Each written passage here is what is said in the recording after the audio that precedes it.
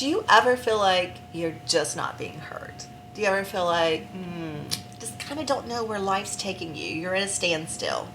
Well, tonight, my very special guest, Miss Jennifer Busco, is an energy healer, and she's here on the set. Jennifer, I love all the things that you do. So welcome to the set. Thank you, Deborah. Thanks for having me. When I read your bio, I was like, she is what every woman needs. Amen. Amen, sister, because, we are all at different spots in our lives and what we need. But the one thing that you said I hear a lot of women say is getting in touch with their authentic voice. Yes. Not just yourself, but your authentic self. Because sometimes we are programmed to do what other people think we should do, or how we were raised, what we should do, or in the box. So how do you get women to be more of their authentic self? So I think it's very natural for us as humans to pull things up into our minds and do sort of what I call mental gymnastics. So if we're making a decision in life, we're like, well, I think this should happen, and logically I should think this. And what I do in my sessions is help people get into their authentic emotions and feel what they are feeling rather than thinking and analyzing. Because your authentic emotions are connected to your intuition, and your intuition's connected to your higher self. Right. And your higher self, in my opinion, wants what's best for you and knows exactly what you desire. So your emotions are an internal guidance system for you. And so getting in touch with what you feel and then voicing it is everything. So I love that you said that. So that will lead me into this. Tell our audience out there, what exactly is an energy healer? So energy healing is channeling high vibrational energy into the client where low vibrational energy exists. Or in other words, putting love into your body where you're storing fear. Fear meaning stress, fear, worries, stored and stuck emotions, unprocessed traumas. And so I'm sort of like a straw. Like I like to think of myself as like almost like a McDonald's straw, really wide, and the energy just comes through me and out my hands or around me and then into the client. And then the energy goes to the places that are needed. And so as an energy healer, I can sort of feel what needs to be addressed in the body, but it's really divine in the sense of where the energy goes. And so the energy can help with physical ailments, and it can also help bring awareness to root causes of issues in relationships, career, work, abundance, and relationships with yourself. So basically, a lot of people have therapists, psychiatrists. Basically, it's an energy, same thing, but just through your own energy. I have all my friends, and I was so excited to have you as a guest. Thanks, Valerie. Thanks for having me. But in LA, it's like a thing. Everybody has an energy healer. It's becoming more well known, which is really amazing. Yes. And so I'm trained as an intuitive guide. So I use my intuition to guide the client towards the root cause of whatever they're suffering with, whether that is a relationship or something else. But ultimately, it all boils down to the relationship you have to yourself. Well, it also all boils down to your childhood. Yes, like everything 100%. goes back to your Subconscious childhood. beliefs. Subconscious. I'm huge into that. Right. That's typically in every session. It gets boiled down to some sort of pattern that's happening as an adult that was happening as a child, and the client's just really comfortable and familiar with that pattern. But a lot of times that pattern, not so bueno. Right. No. And so we sort of grow up the belief. So if somebody has a belief that love is chaotic because their parents fought all the time. their whole childhood, Right. so then they start dating men or having romantic relationships with a lot of chaos, they want to grow up that belief so they can step into the place where love is peace, love is ease.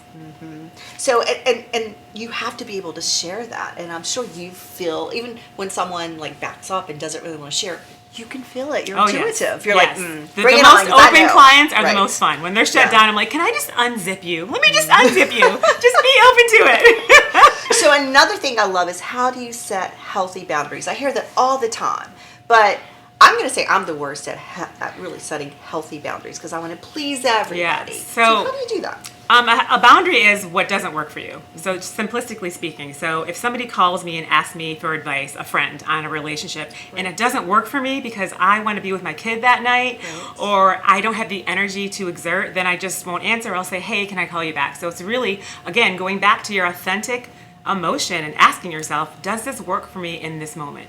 And that's why boundaries and self-worth go hand in hand, because you have to have self-worth to set the boundary. And you have to know what you're feeling to know what works for you and what sort of fills you up and what depletes you. Right. So if something depletes you constantly, or a relationship, most likely there's a boundary that needs to be set. Right. Which is hard for people. It's so hard because especially women, we gotta please. Right. Yes. Because we grew up that way. Yes. We want to But please. I think that you can set boundaries lovingly. And one of my favorite boundaries with people that you maybe have a little challenge with in your life, even sometimes family, love them from afar. You don't have to cut anybody out of your life, with misery and negativity and drama. You can just sort of backpedal and say, I'm going to love such and such from afar. Girl, I love that. Listen to you with your self-love Yes. and self-worth. Pass it on, girl. It is a lifelong work, and that's why I love this work, because I've had to do it to myself my whole entire life, or probably the last 20 years, I would say. Right. I started doing this work, and I know it works because I can see that my life has changed since I've started working on myself. So you have 1 million clients. So tell me Thank you. one, of course. But there's there's room room for more. You always room for more. So tell me the 3 things that you will say most of your clients have in common when they come to you for energy healing. I have a lot of male clients, Uh-huh. and a lot of male clients have problems with knowing what they feel. So not even expressing it, just knowing. A lot of men are like, well, but I think this, and this plus this equals 4. And I'm like, okay, I get all of this mind stuff happening, but how are you feeling? And a lot of times they really struggle with getting quiet and putting their energy into their body where their emotions lie. And one of my favorite quotes ever is, the brain can't feel. Right. And That's so true. I think a lot of men think the brain can feel when they make choices. And I love that. decisions. I'm going to use that. The brain can't feel, baby. No, we should baby. be using our bodies to feel, not our brains. Right. And then the second thing would be belief systems. I mean, pretty much every client, there's some sort of belief. Because a belief is just a certainty that you witnessed or experienced as a child. Right. And if you don't work on it, we just keep repeating it. It's animalistic. It's primitive. Right. It's actually, it feels safe to have that consistency of a pattern, even if it's something that we don't necessarily like or want. Right. Exactly. And the third thing would be self-love. A lot of people don't have that. Self-worth. I mean, Right. it's a lifelong process. Right. I sometimes look at myself in the mirror. I'm like, do I love myself? I don't know. I think I love myself. I think you love yourself because you're confident. But I've had to work on it. Right, but some people hide behind that. They seem confident, but they don't love themselves. That's ego. Yeah, that's when there's a little bit of, it's Right. a little, less heart and more ego in Right. that. And you can feel that energy in people. And you have such energy. Like you have this. Like I think I'm very intuitive. Oh, I love that. And so, Read me. girl, on air? Oh my God, no. So, what I love though is that you can feel the energy. Like I can feel positive vibes from Thank someone, you. and I can feel like the just like you do self-love yourself. Thank you. Yeah, I can feel that.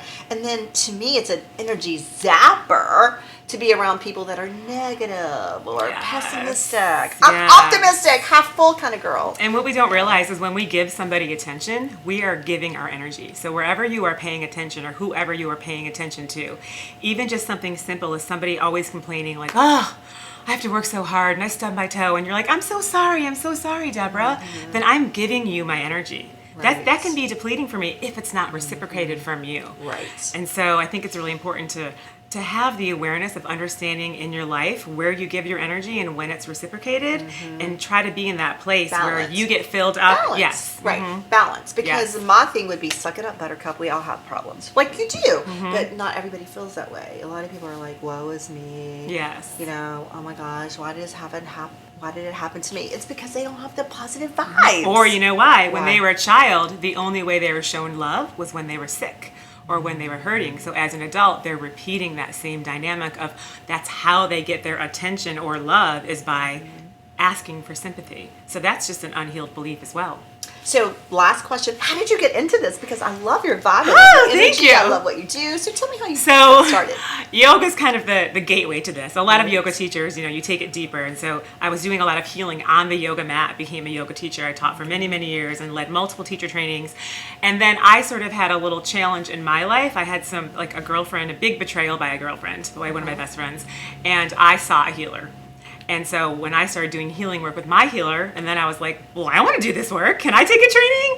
And then the healer and I became really close. And so she was one of my best friends. And so we were kind of healing off the record and healing on the record. And so ultimately, I think the best way to become a teacher is to experience things. Right. And so I have Absolutely. done my own healing and gone through my own challenges and had to find my own self-worth from the inside out that wasn't maybe shown to me as a child. And so I want to share that. I want to empower people to get to know themselves better and more lovingly, just like I had to do and am still doing. Exactly. She can never have enough clients. Yes. Well, I love your story. I love your energy. I hope you'll come back. Yes, so thank definitely. you for stopping by the set Thank tonight. you. Thank you. Thank you. So if you need some positive energy, if you need those good vibes, if you just kind of want to find yourself and do a little self-love, Jennifer Busco is your girl. She can heal your energy and lift it higher.